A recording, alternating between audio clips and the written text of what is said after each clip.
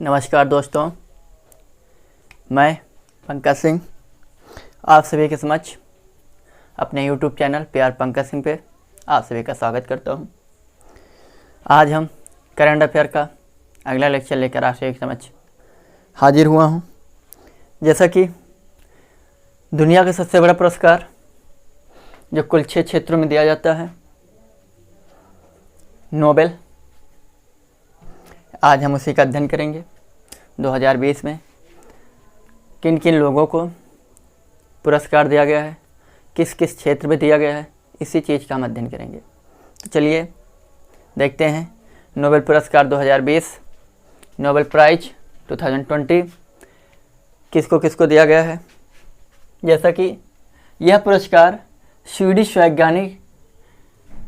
वैज्ञानिक Alfred Nobel की याद में प्रतिवर्ष दिया जाता है और इसकी शुरुआत 1901 से की गई है, यानी सबसे पहला पुरस्कार 1901 में दिया गया है। इन्हें डायनामाइट का जनक भी कहते हैं। इन्होंने डायनामाइट की खोज की थी, इसलिए और जीवन के अंतिम समय में इन्हें ऐसा लगा कि इनकी कुल जितनी भी संपत्ति है उसका एक बड़ा हिस्सा ऐसे लोगों को दान दिया जाए, ऐसे लोगों को से पुरस्कृत या सम्मानित किया जाए जिन्होंने देश या समाज के हित के लिए कार्य किया हो। तो ऐसे लोगों को पुरस्कृत या सम्मान किया जाए उस राशि से। तो स्वीडिश बैंक में जो भी इनकी धनराशि जमा थी, उस धनराशि से जो भी ब्याज आता है प्रतिवर्ष स्वीडन जो देश है वो प्रतिवर्ष कुल 6 क्षेत्रों में ये पुरस्कार प्रदान करती है। वो 6 क्षेत्र हैं: भौतिकी यानी फिजिक्स, पीस यानी शांति, लिटरेचर यानी साहित्य, मेडिसिन यानी चिकित्सा, केमिस्ट्री यानी रसायन और इकोनॉमिक्स यानी अर्थशास्त्र। इन 6 क्षेत्रों में प्रतिवर्ष ये पुरस्कार दिया जाता है। जबकि अर्थशास्त्र के क्षेत्र में इस पुरस्कार की शुरुआत 1968 से हुई है। 1968 से इस पुरस्कार की शुरुआत हुई है, लेकिन इसका वितरण 1969 से हुआ है। इसकी स्थापना जो है 1968 में हुई है, लेकिन इस पुरस्कार के देने की जो प्रथा है, जो प्रतिवर्ष दिया है, तो 1969 से। चलिए हम देखते हैं नोबेल पुरस्कार 6 क्षेत्रों में जो दिया जाता है। सबसे पहले फिजिक्स का पुरस्कार कुल 3 लोगों को दिया गया है भौतिकी के क्षेत्र में: रोजर पेनरोस, रेनहार्ड गेंजेल और तीसरे हैं एंड्रिया गेज। रोजर पेनरोस के पुरस्कार, रेनहार्ड गेंजेल और एंड्रिया गेज के पुरस्कार किस लिए दिया गया ये हम जानते हैं। ये पुरस्कार रोजर पेनरोस को ब्लैक होल की खोज करने और उसके रहस्यों का पता लगाने के दिया गया है, जिसका आइंस्टीन भी जिस पे विश्वास नहीं करते थे कि ब्लैक होल में ये भी एक ऐसी चीज़ होती है जिस पे हर चीज़ अपनी ओर आकर्षित कर देता है। तो ब्लैक होल एक ऐसी चीज़ होती है, एक ऐसा गुरुत्वाकर्षण, ऐसी ग्रेविटी होती है जो हर चीज़ को अपनी ओर आकर्षित कर लेती है, एक्सेप्ट कर लेती है। यहाँ तक कि प्रकाश की किरणों को भी अपने आर पार नहीं जाने देती। प्रकाश की किरणों को भी अपने में ऑब्जर्व कर लेती है, एक्सेप्ट कर लेती है। प्रकाश की किरणें भी उसे भेद कर नहीं जा पाती हैं। तो यह है ग्रेविटी। तो ग्रेविटी यानी ब्लैक होल की खोज करने और रहस्य को पता लगाने के लिए रोजर पेनरोस के पुरस्कार दिया गया। जबकि रेनहार्ड गेंजेल और एंड्रिया गेज को ये पुरस्कार इसके लिए नहीं दिया गया है, लेकिन भौतिकी में दिया गया है। वो है दुनिया के सबसे बड़ी दूरबीन का उपयोग करके इन्होंने हमारी आकाश गंगा के मध्य में सुपरमेसिव ब्लैक होल के पता लगाने हेतु जो काम किया है, उसके लिए इन्हें 2020 का भौतिकी का पुरस्कार दिया गया है। एंड्रिया गेज विश्व की 4थी महिला हैं जिन्हें भौतिकी का पुरस्कार दिया गया है। 1903 में सबसे पहले मैडम क्यूरी के पुरस्कार दिया गया था और ये 4थी महिलाएं भौतिकी के क्षेत्र में जिन्हें पुरस्कार दिया हुआ एंड्रिया गेज हैं, जो कि यूएसए से बिलोंग करती हैं। इस धनराशि का जो भी कुछ होगा, उसका जो भी धनराशि मिलती है उसका 50% रोजर पेनरोज को दिया जाएगा। बाकी के 50% में ये दोनों लोग रेनहार्ड गेंजेल और एंड्रिया गेज हैं। चलिए अगला है पीस यानी शांति का। शांति का पुरस्कार इस वर्ष 2020 का WFP यानी वर्ल्ड फूड प्रोग्राम को दिया गया है। विश्व खाद्य कार्यक्रम, इन्होंने जैसे कि 2020 के ज़्यादा से ज़्यादा वर्ष यानी अभी हम महामारी के दौर से गुजर रहे हैं, कोरोना महामारी, जिसमें इन्होंने अपना अद्वितीय योगदान दिया है देश में भुखमरी मिटाने हेतु। तो इन्होंने भुखमरी मिटाने के क्षेत्र में अच्छा काम करने हेतु ये पुरस्कार WFP यानी वर्ल्ड फूड प्रोग्राम अर्थात विश्व खाद्य कार्यक्रम को 2020 का शांति पुरस्कार दिया गया है।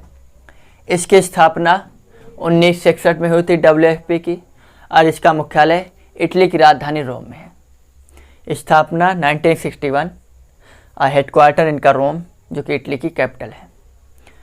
इसका उद्देश्य होता है WFP का कि विश्व भर में युद्ध व आपात या अन्य आपात स्थिति में, जब भी आपात की स्थिति होती है, तब ये भुखमरी से निवारण यानी भुखमरी से निपटने के लिए ये सहयोग करते हैं उस देश का। ये है इनका उद्देश्य। अगला है लिटरेचर यानी साहित्य के क्षेत्र का। साहित्य के क्षेत्र का पुरस्कार लुईस ग्लूक को दिया गया है। लुईस ग्लूक को दिया गया है, और लुईस ग्लूक USA से हैं। एक अमेरिकी कवयित्री हैं जिनको सुरीली काव्यात्मक आवाज़ के लिए दिया गया है, और इनकी एक पुस्तक है अवेर्नो पुस्तक है, और इसका प्रकाशन इन्हें पब्लिश्ड 2066 में हुई थी। यानी अवेर्नो एक पुस्तक है जो 2006 में प्रकाशित हुई थी। अगला मेडिसिन यानी चिकित्सा के क्षेत्र में। चिकित्सा के क्षेत्र में यह पुरस्कार कुल 3 लोगों को दिया गया है। हार्वे जे ऑल्टर, माइकल ह्यूटन और चार्ल्स एम राइस। ये कुल 3 व्यक्ति हैं जिन्हें पुरस्कार दिया गया है। इन्होंने हेपेटाइटिस सी, ये सी है, हेपेटाइटिस सी वायरस की खोज करने के लिए नहीं दिया गया है। जैसा कि अभी तक हेपेटाइटिस ए, हेपेटाइटिस बी की खोज हुई थी, उसका उपचार संभव था, उसकी मेडिसिन उपलब्ध थी बशर्ते, लेकिन हेपेटाइटिस सी का उपचार अभी तक संभव नहीं था।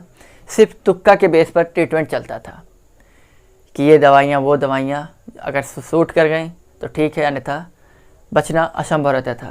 तो हेपेटाइटिस सी से सिरोसिस या यकृत में कैंसर जैसी प्रक्रिया चलती है, कैंसर, यकृत कैंसर जैसी बीमारियां हो जाती हैं हेपेटाइटिस सी की कमी से। तो इन्होंने दुनिया को इससे निवारण के लिए ये काम किया है, हेपेटाइटिस सी वायरस की खोज करने के लिए, जिसमें से रक्त की जांच भी अब आसानी से की जा सकती है। इसलिए इन्हें पुरस्कार दिया गया है। वो हैं हार्वे जे ऑल्टर, माइकल ह्यूटन और चार्ल्स एम राइस। अगला है केमिस्ट्री यानी रसायन के क्षेत्र में। रसायन के क्षेत्र में कुल ये पुरस्कार 2 लोगों को दिया गया है, इमैनुअल चारपेंटियर और जेनिफर डाउडना। इमैनुअल चारपेंटियर और दूसरे हैं जेनिफर डाउडना। यह पुरस्कार इन्होंने जीनोम एडिटिंग यानी जीन एडिटिंग के तरीके को खोजने का इन्होंने काम किया है। इसके लिए इन्हें ये पुरस्कार दिया गया है, 2020 का नोबेल पुरस्कार। जीन एडिटिंग क्या होता है? जीनोम एडिटिंग, इसके तहत आप डीएनए को नष्ट कर सकते हैं, इसके तहत आप डीएनए को मॉडिफाई कर सकते हैं, इसके तहत नया डीएनए को जनरेट कर सकते हैं। ये है जीनोम एडिटिंग। अर्थात जीनोम एडिटिंग का फ़ायदा ये है कि जो भी आनुवंशिक बीमारियां होती हैं, जेनेटिक जो बीमारियां होती हैं, उनसे निवारण पाने का एक बहुत अच्छा ये साधन इन्होंने खोजा है। उसका रीज़न ये है, जैसे सपोज दैट आपके पेरेंट्स में कोई जेनेटिकली बीमारी है, यानी आनुवांशिक बीमारी, जैसे वर्णांधता ले लीजिए, वर्णांधता एक आनुवांशिक बीमारी होती है, तो वो बीमारी अगली आने वाले जनरेशन में होती है। तो इसलिए यदि ये पता है कि इसके पेरेंट्स में, इस बच्चे के पेरेंट्स में ये जेनेटिक्स बीमारी चल रही है, तो उसके पेरेंट्स के वो जीन्स जो है वो नष्ट कर दिए जाएंगे, उसमें नए जीन्स डेवलप किए जाएंगे, मॉडिफाई किए जाएंगे, जिसके तहत उसमें वो बीमारी नहीं पाई जाएगी। इसलिए इसका ये फ़ायदा है। तो जीनोम एडिटिंग के लिए इन्हें पुरस्कार दिया गया है, इमैनुअल चारपेटियर और जेनिफर डाउंडा। और इस विधि को क्रिस्पर केस9 टेक्नोलॉजी के नाम से जानते हैं। CRISPR CRISPR, CAS, C capital होगा, AS स्मॉल होगा और 9, क्रिस्पर केस9 टेक्नोलॉजी के तहत ये ट्रीटमेंट चलेगा। अगला और अंतिम, इकोनॉमिक्स के क्षेत्र में यानी अर्थशास्त्र के क्षेत्र में यह पुरस्कार 2 लोगों को दिया गया है, पॉल मिलग्रॉम और रॉबर्ट विल्सन को। इन 2 व्यक्तियों के पुरस्कार 2020 का नोबेल प्राइज़ दिया गया है। इन्होंने ऑक्शन थ्योरी यानी नीलामी सिद्धांत का प्रतिपादन किया है, नीलामी सिद्धांत इन्होंने दिया है। इसके तहत नीलामी सिद्धांत में सुधार और नीलामी के नए तरीकों का आविष्कार इन्होंने किया है, जिसके तहत 2020 का अर्थशास्त्र यानी इकोनॉमिक्स नोबेल प्राइज़ इन 2 व्यक्तियों को दिया गया, पॉल मिलग्रॉम और रॉबर्ट विल्सन को। ये रहा 2020 के कुल 6 क्षेत्रों में दिए जाने वाले नोबेल प्राइज़ यानी नोबेल पुरस्कार, जिसमें से किन किन व्यक्तियों को दिया गया है इसका ब्यौरा मैंने आपको दे दिया है। किस क्षेत्र में इन्होंने क्या काम किया है, किसके लिए दिया गया है, ये सारी विधिवत जानकारी आपके लिए दी गई है। जैसा कि मेरा एडवर्टाइजमेंट आपको मिल चुका होगा कि हमारे चैनल पे बहुत ही जल्द RO-ARO 2020-21 की नए सिलेबस को पूरे सिलेबस को हम पढ़ाने वाले हैं, यानी क्लासेस चलाने वाले हैं यूट्यूब पर। पहली बार बिल्कुल free of cost without paid class हैं, फ्री में। तो इसलिए आप ज़्यादा से ज़्यादा लोग आकर जुड़िए और लोगों को जोड़िए भी, ताकि इसका लोग फ़ायदा उठा सकें और अपना सिलेक्शन करा सकें। इसलिए आज के लिए अपने इस लेक्चर को हम यहीं विराम देते हैं। आप सभी का बहुत बहुत बहुत धन्यवाद। जय हिंद, जय भारत।